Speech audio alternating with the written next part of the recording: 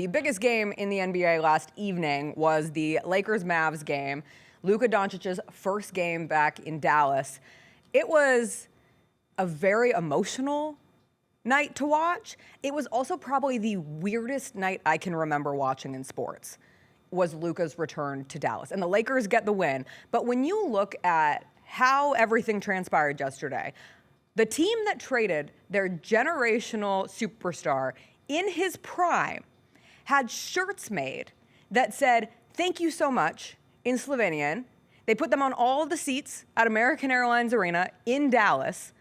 And then fans show up, a lot of them in protest, wearing their old Luka jerseys or their new Luka jerseys, because many Mavs fans have transitioned over into being Lakers fans because they are still so angry at what Nico Harrison did in trading, again, their generational superstar in his prime.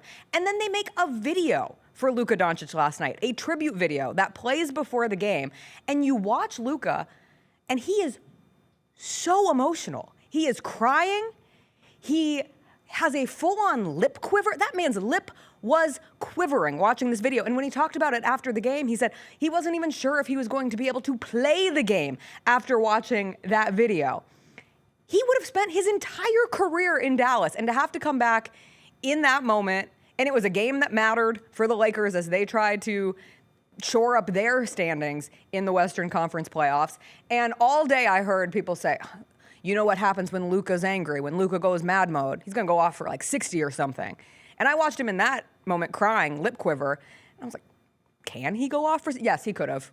He had like 30 points in the first half, 45 in the game. He was on one. But watching the juxtaposition of the home crowd fans, technically being the Dallas Mavericks fans, who were clapping, cheering for the Mavs, but those claps were louder, those cheers were louder for Luka in Dallas. And you had Fire Nico chants raining out from the first quarter all the way to the end of the game. It was just such a bizarre thing to witness.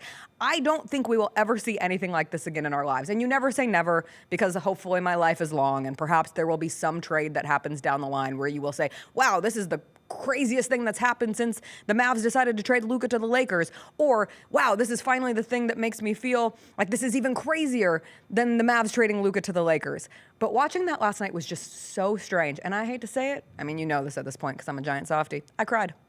I cried watching Luka cry, because we don't see athletes get in that space, especially like someone like Luka. I just didn't expect the lip quiver. It was the lip quiver that got me. And it just reminded me, like, this is a human being whose job decided, I don't care if you'll spend the rest of your life here. We don't want you anymore. We think it's more beneficial to ship you off. Bye.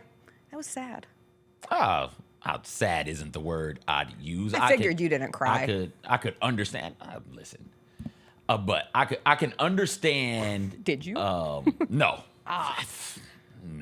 I'm not crying when dudes make their return. If I didn't cry when Klay Thompson went back to the Bay, I'm pretty sure I'm just not going to cry. LeBron James going back to Cleveland was another one of those. I'm just not going to cry. Jordan's return to Chicago, right? Like, that's just not something that I'm going to do. I understand that there's emotional investments and connections made by some of these star athletes in some of these places, and that's great. I love it. One of the best things, one of the things that makes somebody's career truly unique is if you can say, hey, I was good enough to play in one place the entirety of my career, right? Like that, people don't just get to play in one place the entirety of their career, because eventually teams might want to trade you, or you might want to leave. Any plethora number of things can happen that lend itself to a player being shipped out, either leaving on their own or being traded against their will, so to speak. It's not, we don't think it's supposed to happen to somebody as good as Luka, but it can. And when it does, it sort of reminds you, like, hey, if this team will trade somebody like that, 5 years in the NBA and 5 All-NBA selections, or 5 straight All-NBA selections, if they'll trade that, one of the 3 or 5 best players in the league, if they'll trade that, I know they'll trade my rotation playing ass. And I'm not even good. I know they'll get rid of me. It reminds you how little control you have over, at times, where you can play and where you will play. And I understand the emotion surrounding Luka on his side because like he wanted to stay in Dallas forever. He wanted that because everybody doesn't get to do that. And that was his American life. When we talk about somebody like Tim Duncan, one of the things we'll bring up is played his entire career as a Spur. Right. You know, when we talk about great players who did that, that's another notch on their belt for being one of the once-in-a-generation type players. And Luka wanted to do that. Dirk Nowitzki, right there in Dallas, he had made the connections with Dirk. They went straight from Dirk to the Luka era, and he was going to carry them on through to the promised land to glory. And the Mavs ownership, Mavs general manager decided, no, don't want to do that.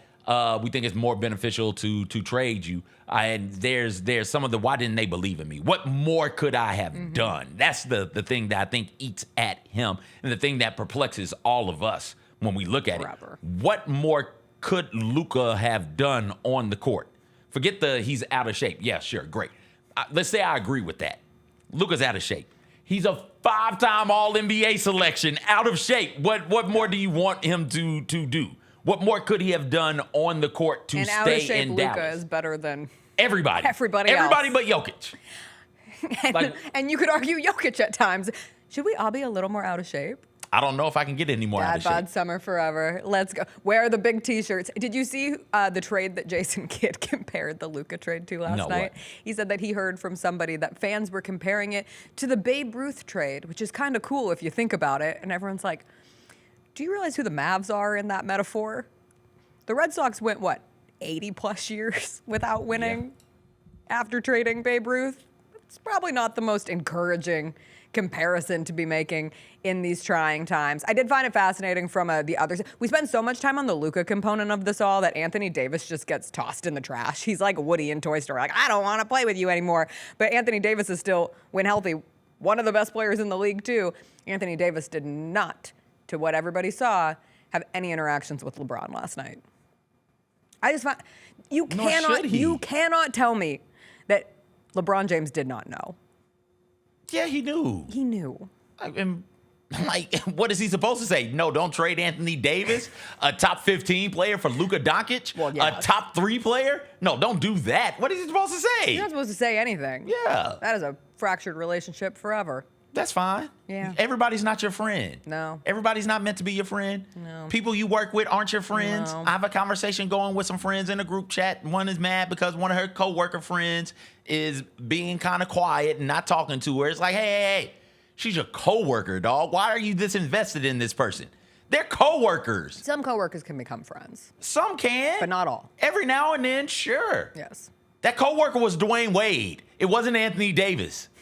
That's who that coworker, that's who his friend was. Okay, get out of here. Stop it. Go out there and do your damn job. You don't have to like LeBron James, adapt LeBron James up. How much longer is he even going to be in the league anyways? Another 4 or 5 years, maybe? You don't have to deal with him. You have to be nice to him. Every time I find myself even like flirting with the thought of, this has got to be the beginning of the end for LeBron James. And he's still just, it's like and one after and one after and one, and the dunk off the lob from Luka. And I'm like, I'm a man, I'm 40. And he is. And he continues to win. The Lakers, as of this morning, because I don't think I mentioned it, in third in the West with a game lead on the Nuggets. They haven't clinched third. They have not clinched third. They have not. The Jessica Benson Show with CJ Hart, live every weekday at 8 a.m.